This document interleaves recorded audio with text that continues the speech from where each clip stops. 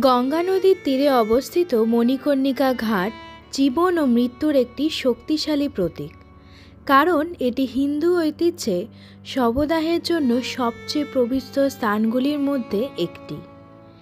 এইখানেই আপনি জীবন ও মৃত্যুর চিরন্তন চক্রকে গভীর শ্রদ্ধার সাথে প্রত্যক্ষ করতে পারেন। এখানে শবদাহের প্রাচীন রাজনীতি এবং অনুষ্ঠানগুলি প্রত্যক্ষ করলে হাজার হাজার বছর ধরে ভারতীয় সংস্কৃতিকে রূপদানকারী কালজয়ী রাজনীতি এবং বিশ্বাসের এক ঝলক পাওয়া যায়।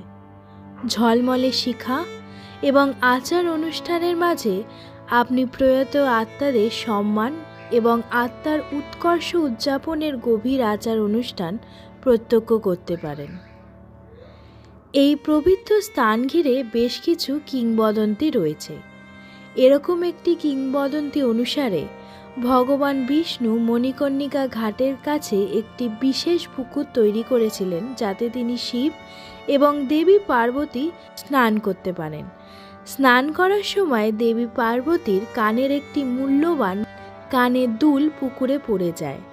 কানের দুলটি খুঁজে পেতে ভগবান শিব নিজেই এই স্থানে একটি কূপ খনন করেন, যা তার পবিত্র ঘাম দিয়ে পূর্ণ করে এবং এটিকে ঐশ্বরিক পবিত্রতায় আশীর্বাদ করেন, যাকে মণিকর্ণিকা কুণ্ড বলা হয়। আরেকটি কিংবদন্তি অনুসারে পুকুরের কাছে ভগবান বিষ্ণুর পদচিহ্ন, যা তিনি বারাণসীতে ধ্যান করার সময় রেখে গিয়েছিলেন।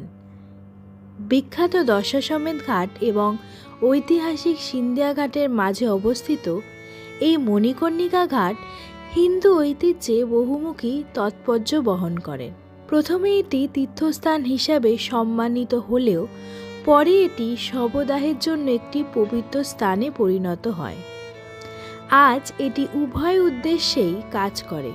কার্তিক মাস, সূর্যগ্রহণ, চন্দ্রগ্রহণ, একাদশী এবং আরও অনেক শুভ অনুষ্ঠানে স্নান করতে, প্রার্থনা করতে, আচার অনুষ্ঠান করতে আসা দর্শনার্থীদের আকর্ষণ করে। ঘাটের উত্তর অংশ পরিষ্কার পরিচ্ছন্নতা এবং পাকা পথ দ্বারা চিহ্নিত, স্নানের আচার অনুষ্ঠানের জন্য নিবেদিত। অপরদিকে দক্ষিণাংশটি সম্পূর্ণরূপেই শবদাহের জন্য সংরক্ষিত।